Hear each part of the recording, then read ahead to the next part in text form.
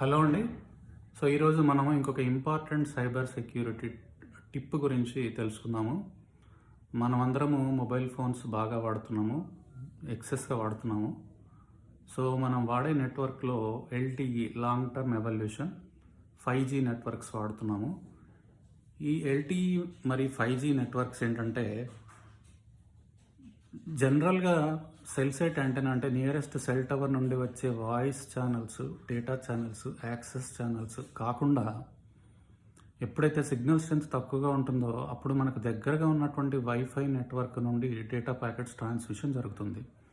అంటే మన voice TCP/IP protocol ద్వారా ట్రాన్స్మిషన్ జరుగుతుంది. దాన్నే మనం చాలాసార్లు గమనించుంటాం వైఫై ఎనేబుల్డ్ కాలింగ్ అని.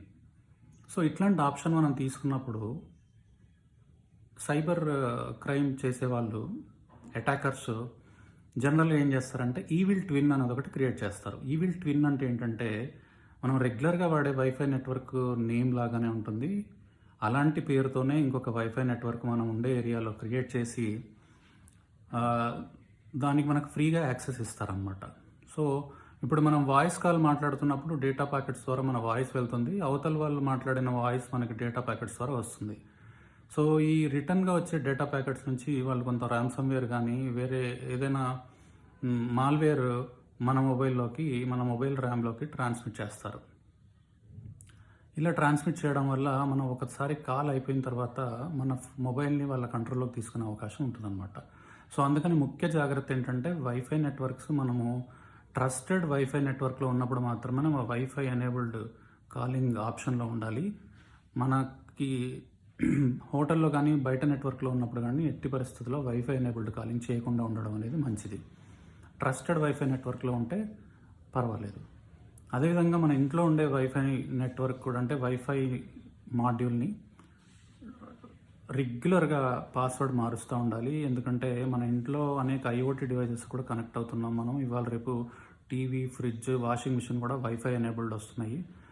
ఈ సైబర్ అటాకర్స్ ఏంటంటే మనం రెగ్యులర్గా వాడని IPs అంటే మన టీవీ అయిందనుకోండి, ఫర్ ఎగ్జాంపుల్ మన వైఫై నెట్వర్క్ వేరే వాళ్ళ యాక్సెస్ కనుక పొందగలిగితే అంటే మన పాస్వర్డ్ వీక్గా ఉండడము, మన పాస్వర్డ్ తెలవడం వల్ల మన టీవీ నుండి కానీ మన ఇంకేదైనా IoT డివైస్ కానీ మనం యూజ్ చేసే స్మార్ట్ వాచ్ నుండి కానీ సైబర్ అటాకర్ ఆ IP అడ్రస్తో సైబర్ అటాక్ చేసే అవకాశం ఉంటుంది. అందుకని మనం వైఫై వాడేటప్పుడు చాలా రెగ్యులర్గా పాస్వర్డ్స్ మారుస్తూ ఉండాలి. వీలుంటే ఎన్ని డివైజెస్ కనెక్ట్ అయిన విషయం వేరే వాళ్ళతో చూపించాలి.